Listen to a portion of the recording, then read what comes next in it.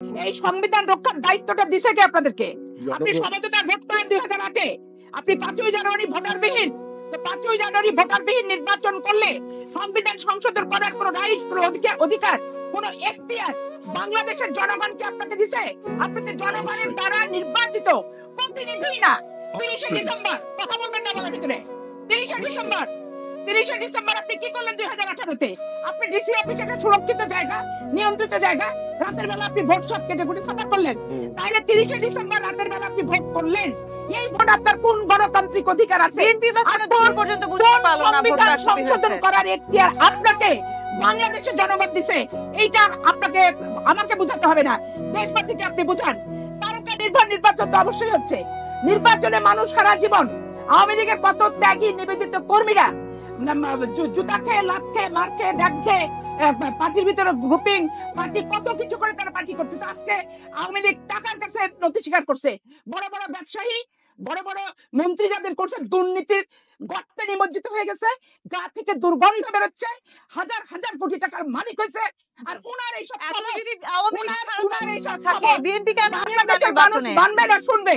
ওই যে বলে না, চোরের মায়ের বড় গলা, পা থেকে মাথা পর্যন্ত আপদ্য মস্তক, যারা দুর্নীতি, অন্যায়, অবিচার, বিএনপির সময় কোনো দুর্নীতি হয়নি, নিমজ্জিত, বিএনপির সময় কোনো দুর্নীতি হয়নি, নিমজ্জিত। তারপরে তাদের মুখে এগুলো শোভা পায় না। আপনি 15 বছরের দুর্নীতির হিসাব জানেন, বিএনপির সময় কি দুর্নীতি হয়েছে কাগজে কলমে দেখান। আর এই 15 আন্দোলনে তারেক জিয়া কেন কি করেছে সেটা আপনাকে দেখাতে হবে।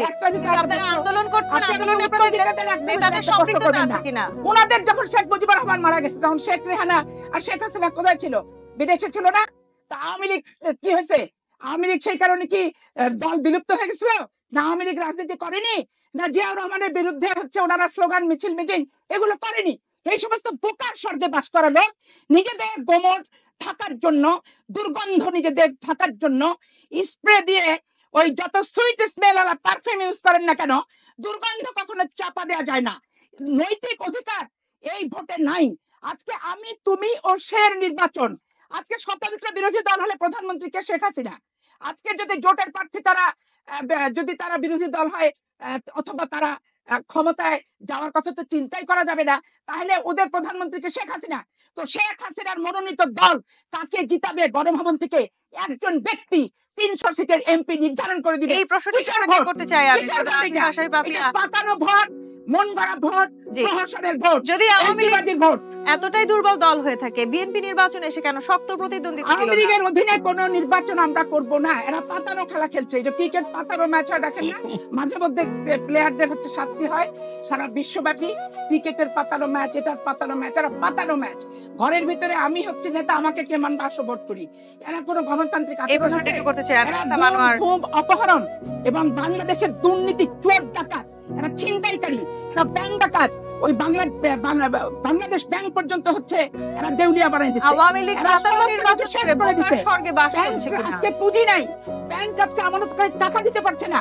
আপনি 1 লাখ টাকা তুলতে গেলে 3 দিন আগে তাদেরকে নোটিশ দিতে হয়। এরপরে এরা সততার বলিদানে। আসলে মানুষের লজ্জা, শরম, হায়া কিছু যদি না থাকে, ওই যে বলে না, কানে দিয়েছি তুলো আর পিট করেছি গুলো, মারলেও শুনি না, বললেও বুঝি না।